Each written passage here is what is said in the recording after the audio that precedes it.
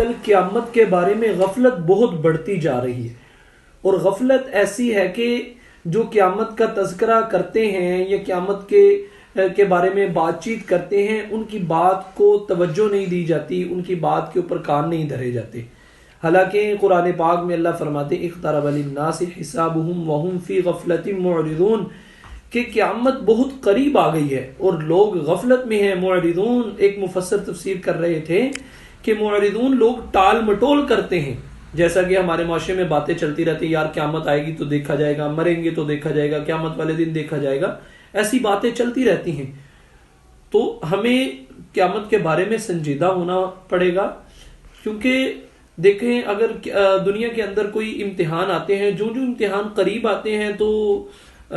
فکر مندی پیدا ہو جاتی ہے اور جو ہے امتحان کی تیاری کرنے لگ جاتے ہیں۔ اب اللہ کہہ رہے ہیں کہ قیامت قریب ہے تو ہم فکر مندی نہیں ہو رہے،